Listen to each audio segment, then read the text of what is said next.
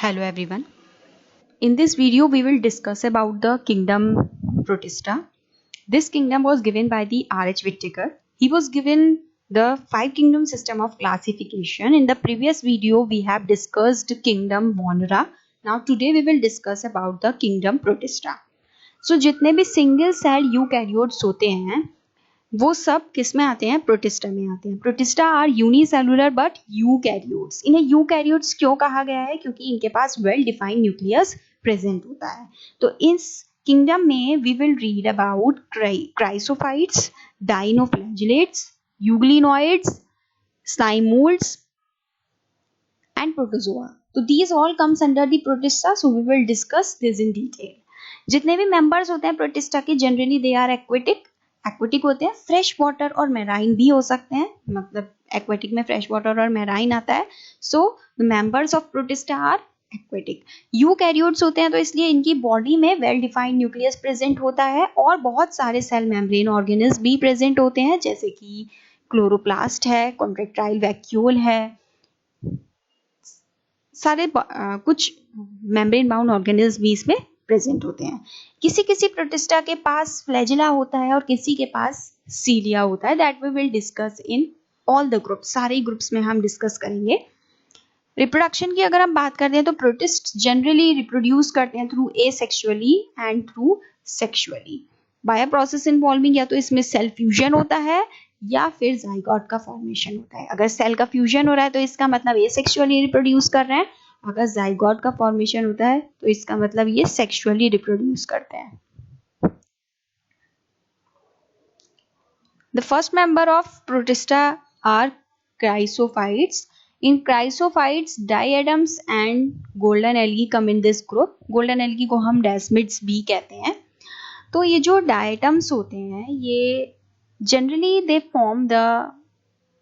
they are microscopic and they float passively in water current. अगर हम इनकी habitat की बात करते हैं डाइटम्स और गोल्डन एल्गी की, as you can see in the image, ये fresh water और marine environments में पाए जाते हैं. जैसा कि हमने अभी प्रोटिस्ट की कैरेक्टरिस्टिक में देखा ही था कि जो मेंबर्स होते हैं प्रोटिस्ट के वो जनरली कैसे होते हैं? एक्वेटिक होते हैं. तो these are found in fresh water as well as in marine environment. और जो वाटर करेंट्स होते हैं उसके ऊपर फ्लोट करते रहते हैं पैसिवली. माइक्रोस्कोपिक होते हैं. We can not see with the naked eyes. That is plankton. जो प्लैंकटन ऐसे ऑर्गेनिजम्स होते हैं जो कि वाटर करेंट्स के ऊपर फ्लो करते रहते हैं, फ्लोट करते रहते हैं. तो ये फाइटोप्लैंक्टन भी हो सकते हैं और जू प्लैंक्टन भी हो सकते हैं. तो फाइटोप्लैंक्टन जो हम वर्ड यूज करते हैं that is use for plants and zooplankton, that word is used for animals. Now these are generally photosynthetic. कैसे होते हैं? फोटोसिंथेटिक होते हैं क्योंकि ग्रीन कलर की है, ग्रीन कलर के होते हैं जनरली. तो ये क्या करते हैं? फोटोसिंथेसिस परफॉर्म करते हैं. They have chlorophyll. अगर हम डाइटम्स की बात करते हैं तो इनकी जो सेल वॉल होती है दे फॉर्म 2 ओवरलैपिंग शेल्स. एक दूसरे के ऊपर ओवरलैपिंग शेल्स बना लेते हैं ये आपस में और दोनों आपस में फिट होते हैं as in a soap box. जिस तरीके से सोप बॉक्स आपस में फिट होता है उसी तरीके से ये जो डाई एटम्स है इनकी सेल वॉल अपने आप की ओवरलैपिंग शेल्स बना लेती हैं. जो वॉल्स होती है that is made up of silica. Silica की बनी हुई होती है. That is a very hard substance. तो सिलिका की वजह से जो वॉल्स होती हैं वो इनडिस्ट्रक्टिबल होती हैं, टूट नहीं सकती हैं आसानी से. तो इससे सिलिका की वजह से जो डाई एटम्स हैं वो बहुत ज्यादा अमाउंट का सेल वॉल अपने ही हैबिटेट में डिपॉजिट कर देते हैं. तो ये जो इसका डिपॉजिट है, ये जो सिलिका है that is very hard substance. तो ये बहुत सालों साल तक, बिलियंस ऑफ ईयर्स तक ऐसे के ऐसे ही हैबिटेट में रहता है, अकुमुलेट हो जाता है. तो दैट्स वाई जो हम डायटम्स हैं उनको हम डायटोमिशियस अर्थ कहते हैं. क्यों कहते हैं डायटोमिशियस अर्थ? क्योंकि जो डायटम्स है उनकी सेल वॉल बनी हुई होती है सिलिका से, that have left behind large amount of cell wall deposits in their habitat. तो इसी एक्युमुलेशन की वजह से हम इसको डायटोमिशियस अर्थ कहते हैं. यूज क्या होता है नाउ अब क्राइसोफाइट्स का, इनका डायटम्स का? अब ये जो सिलिका होती है ये बहुत ज्यादा ग्रीटी होती है. तो जो ग्रिटी नेचर की वजह से ये सॉइल पॉलिशिंग में यूज की जाती है, ऑयल को फिल्टर करने में यूज की जाती है, सिरप्स को फिल्टर करने में यूज की जाती है। सो जो डाइटम्स होते हैं वो बहुत चीफ प्रोड्यूसर्स होते हैं इन द ओशन। प्रोड्यूसर्स जो यहाँ पे यूज किया गया है वर्ड, वो किसने यूज किया गया है? प्रोड्यूस करने वाला, कोई भी चीज को प्रोड्यूस करने वाला। So these are called the chief producers in the oceans. So chrysophytes में कौन कौन आते हैं? Diatoms and golden algae. Then next group of protista are dinoflagellates. Dinoflagellates, dino का मतलब होता है टू और फ्लैजिलेट्स का मतलब होता है फ्लैजला। तो इन ऑर्गेनिजम्स में जितने भी ऑर्गेनिजम्स आएंगे, इस ग्रुप में जितने भी ऑर्गेनिजम्स आएंगे, उनके अंदर दो फ्लैजला होंगे, जो कि एक ट्रांसवर्स होगा, एक लॉन्गिट्यूडिनली होगा। So these organism mostly marine होते हैं, ये एक्वेटिक हैं एंड फोटोसिंथेटिक परफॉर्म करते हैं, फोटोसिंथेसिस परफॉर्म करते हैं।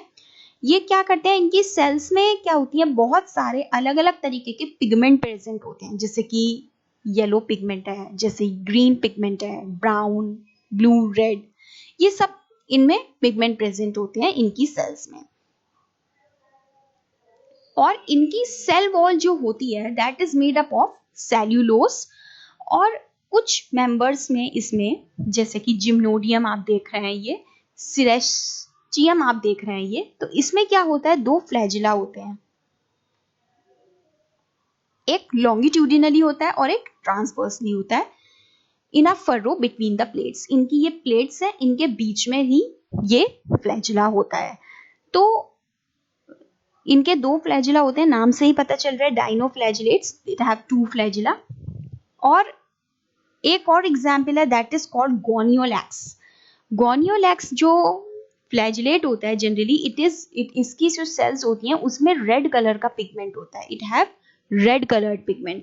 तो this gonyaulax undergo rapid multiplication division में जाता है ये, और ये क्या करता है? रेड होने की वजह से ये क्या करते हैं? जो भी इनके अंदर पिगमेंट होता है, ये उस सराउंडिंग को, उस एनवायरमेंट को पूरी तरीके से क्या कर देते हैं?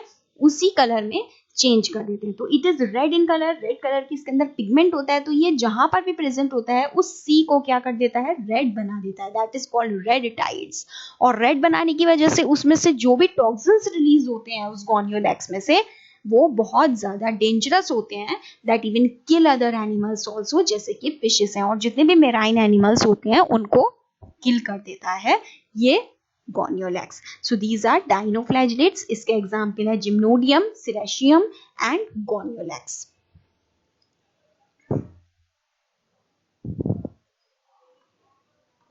Next group is euglenoids. The example of euglenoids is euglena, और एक और इसका एग्जाम्पल होता है दैट इज कॉल्ड पैरानीमा। तो जनरली ये भी एक्वेटिक ही होते हैं, found in fresh water organisms, found in stagnant water में पाए जाते हैं।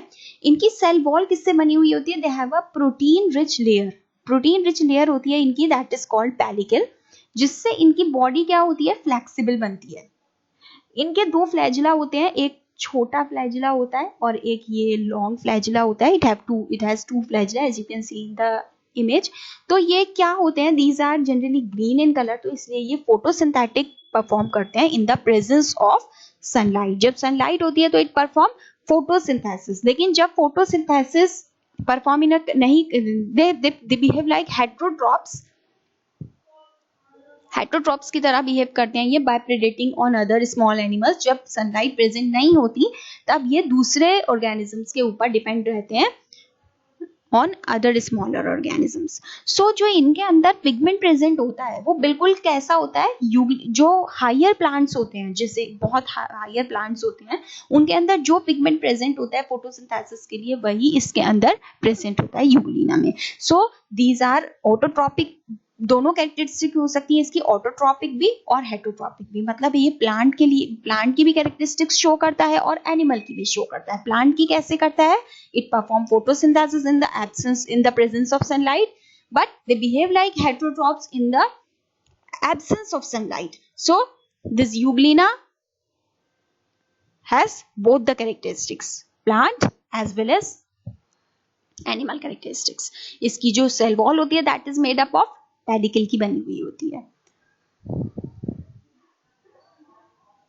एग्जाम्पल इसका यूग्लिना है और एक और एग्जाम्पल होता है यूग्लिनोइड्स का, that is paranema. Now next is slime moulds. जो स्लाइम मोल्ड्स होते हैं these are saprophytic protist that in decaying के ऊपर डिपेंड रहते हैं for saprophytic. So these are saprophytic प्रोटिस्ट्स.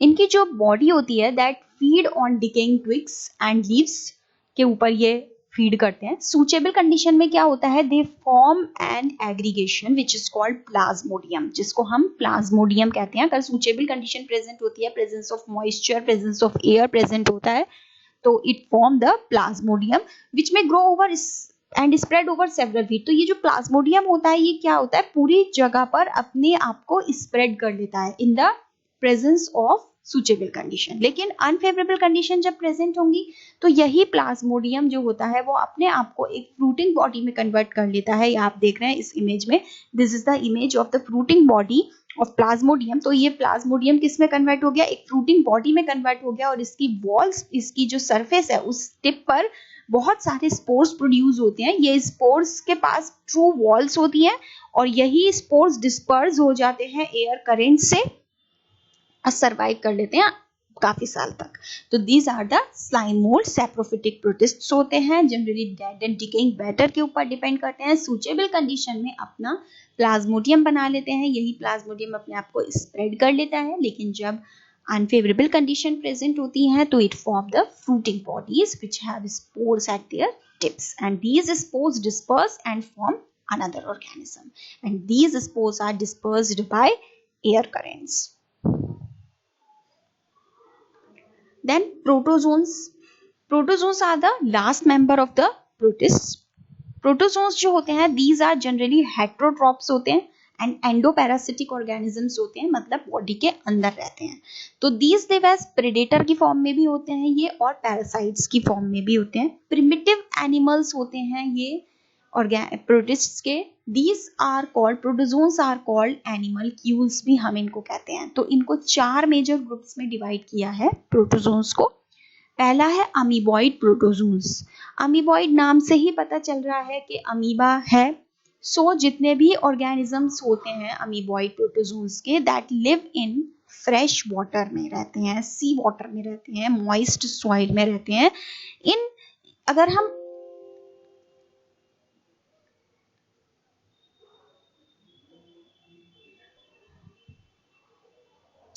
Amoeba की बात करते हैं अगर हम, तो क्या होता है, ये जो इसके जो स्ट्रक्चर होते हैं, ये जो अमीबा की बॉडी होती है, ये क्या करता है, अपनी बॉडी में फिंगर लाइक प्रोजेक्शन फॉर्म कर लेता है. इस फिंगर लाइक प्रोजेक्शन से क्या होता है, ये फूड को अंदर कैप्चर करता है. So it takes the food with the help of this finger like projection which is called pseudopodia which is false feet. So it takes place in the amoeba. Amoeba में होता है ये ऐसा. और बहुत सारे मेराइन फॉर्म्स ऐसे होते हैं जिनकी सरफेस पर, जिनकी जो शेल्स होती हैं वो सिलिका की बनी हुई होती हैं. और इनमें से बहुत से ऑर्गेनिज्म ऐसे भी होते हैं एंटामीबा जो कि पैरासाइट की फॉर्म में बॉडी के अंदर रहते हैं. एंटामीबा हिस्टोलिटिका एक ऐसा पैरासाइट है जो कि ह्यूमन की बॉडी के इंटेस्टाइन में अगर रह जाता है, अगर हो जाता है ये पैरासाइट, तो एक डिजीज हो जाती है इससे, that is called amoebic dysentery. So this is the diagram of the amoebic entamoeba histolytica. Then flagellated protozoans. इसके नाम से ही पता चल रहा है कि इन प्रोटोजोन्स में क्या है, फ्लैजिला प्रेजेंट है. As you can see here flagella present है ये. तो ये जो मेंबर्स होते हैं इस ग्रुप के, दे आर फ्री लिविंग होते हैं और पैरासिटिक तो होंगे ही because they have flagella. Endoparasitic होते हैं और इससे भी एक डिजीज हो जाती है विच इज कॉल्ड स्लीपिंग सिकनेस. और ये स्लीपिंग सिकनेस जो डिजीज होती है वो किससे होती है, ट्राइपैनोसोमा गैम्बीन्स. ट्राइपैनोसोमा एक फ्लैजिलेटेड प्रोटोजोन है जो कि एक डिजीज कॉज करता है विच इज कॉल्ड स्लीपिंग सिकनेस. उसके बाद है सीलिएटेड प्रोटोजोन. सीलिएटेड प्रोटोजोन नाम से पता चल रहा है कि इसके अंदर जितने भी मेंबर्स होंगे उनके पास सीलिया प्रेजेंट होगा. एग्जाम्पल है जैसे कि पैरामीशियम. इस पैरामीशियम का बिल्कुल ऐसा शेप होता है जैसा कि आपका स्लीपर. तो इनको हम स्लीपर एनिमल क्यूल्स भी कहते हैं.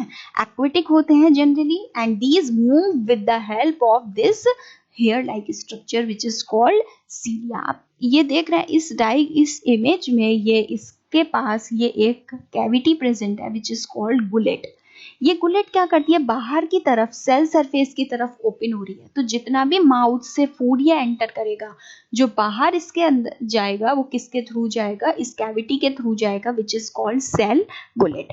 इसका जो कोऑर्डिनेटेड मूवमेंट होता है, जो ये वाटर लेडन मूवमेंट करता है, वो किससे करता है, इस सीलिया के थ्रू ही करता है। This is paramecium, it's come under ciliated protozoan.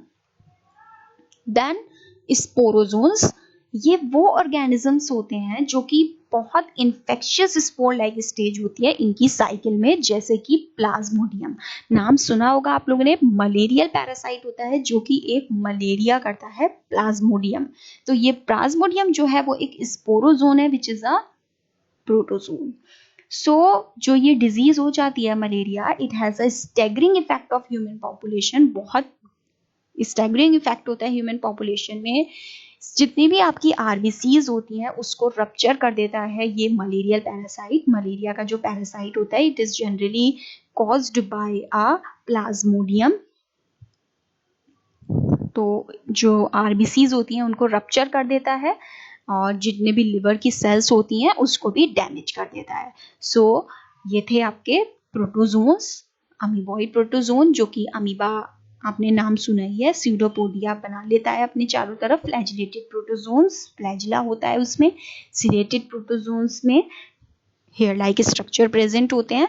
And sporozoans जो है वो बहुत इन्फेक्शियस स्टेज होती है, ये स्टैगरिंग इफेक्ट रोल करता है ह्यूमन पॉपुलेशन में। So this is all about this video. In the next video we will discuss about the kingdom fungi. Thank you.